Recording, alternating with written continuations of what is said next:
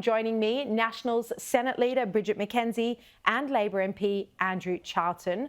Great to see you both. Look, Bridget, I want to start with you and get your reaction to the RBA Deputy Governor Michelle Bullock's comments just yesterday that she expects the unemployment rate will need to rise by about 140,000, according to the Fin Review, to bring down inflation. Well, great to be with you, Shari. Job losses are the inevitable consequence of an economy where inflation has been allowed to become entrenched over time. And this government's inability to both increase productivity and also address wasteful government spending is not doing anything to actually put downward pressure on inflation. Their budget at best was neutral when it came to being inflationary. And there are some economists who think it actually makes inflation worse. And so if the government was serious about getting inflation under control, it would make the tough decisions, which it hasn't been doing. And we're seeing economists now talking about industrial relations policies, which are actually making the matter worse. We know Middle Australia is struggling with the cost of living crisis. UBS has just put out a report that those savings that had been accumulated, particularly during COVID, are, coming to an end, and there is a real reduction in spending across the economy. So all things are going south, and it will be an absolute tragedy if 140,000 Australians losing their job is a solution to the Labor government's inability to make tough economic decisions.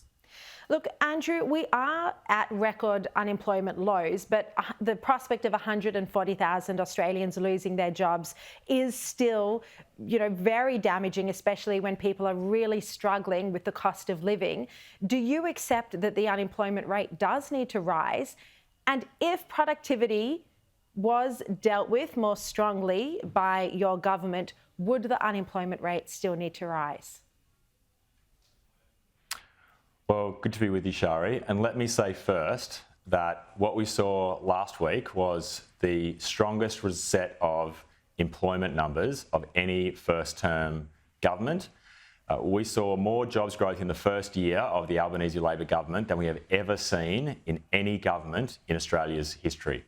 So for all Bridget's negativity about all the disastrous economic things that she claims are happening in the economy, unfortunately, the facts tell a different story. We've had the strongest jobs growth for the first year of any government in Australia's history. Now, nobody wants to see that go backwards. Nobody wants to see a single job lost in Australia. It is the RBA's job, of course, to bring inflation down. And the way that they bring inflation down is by using higher interest rates to take some of the heat out of the economy. And it's the government's job to make sure that we make that pathway as easy as possible. And we've done that by delivering the first budget surplus in 10 years to take pressure out of the system, a budget surplus that the Liberals could not deliver.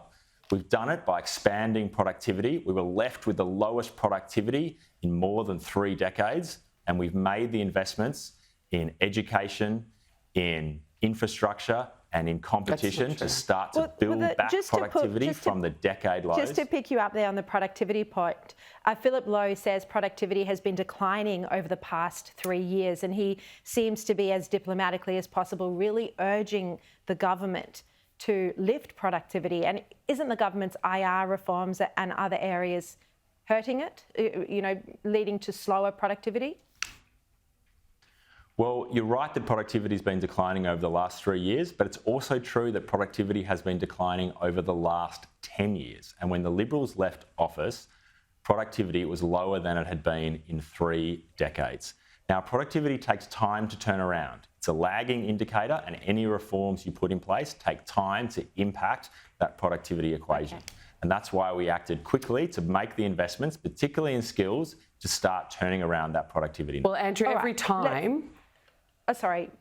time we talk about, workers getting wage increases and, businesses and economists saying those wage increases need to be locked into productivity gains, the Labor government poo-poos the idea. The whole idea that Andrew's laying out, that inflation is only the RBA's area of responsibility, actually, refuses to acknowledge that the government has a key role in the fiscal policy settings that they bring forward to actually also assist so that the RBA's work isn't so difficult. I mean, it was Andrew yourself and other ALP leading economists who said that one of the prime causes of inflation is rising wages, and you said that yourself in your own textbook you wrote on economics. I mean, this is not an unusual Love to see, Bridget McKenzie, you've been reading Andrew Charlton's economic textbook. I'm preparing Thank for my... you for that plug. I really appreciate that. What Bridget is trying to say, though,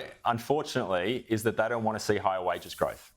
That's not true. They've been saying that for the last year. Inflation they don't hurts want to see higher wages the most vulnerable, and the worst, for longer. They've been claiming... It's not you and I who'll feel it. They've been claiming all year that higher wages growth will lead us to rack and ruin. And unfortunately, last month we had the strongest growth numbers any first-year government in Australia's history. But Andrew Charlton, so it is true that Philip Lowe, but it is true that Philip Lowe, and I just read out the board minutes there, that he says wages growth is fine as long as productivity is lifting, and right now productivity isn't lifting.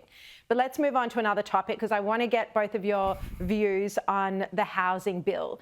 Bridget McKenzie, given how tough families are doing at the moment, shouldn't the coalition be supporting Labor's housing bill? Well, absolutely. Rents are going through the roof and housing is a crisis, not just in regional areas, but in our capital cities as well. And bringing in another 1.5 million people over the next 5 years isn't going to make that any easier. The fact is, Shari, if this housing fund had been set up this year, it wouldn't have been able to build one single house.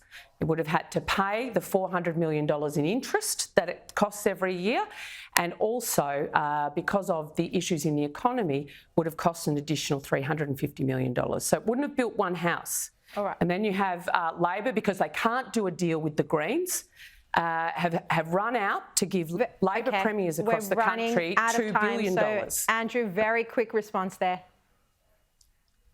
Well, look, housing is in crisis across Australia. In my electorate of Parramatta, rents are up 19% over the last year alone. The only solution to that is to build more houses. We have a policy on the table to do exactly that. It's been blocked by the Greens in combination with the Liberals. All right, Andrew Charlton, Bridget McKenzie, great to have you as always on a Wednesday. Terrific political panel. I'll have to read Andrew Charlton's economic textbook before next week.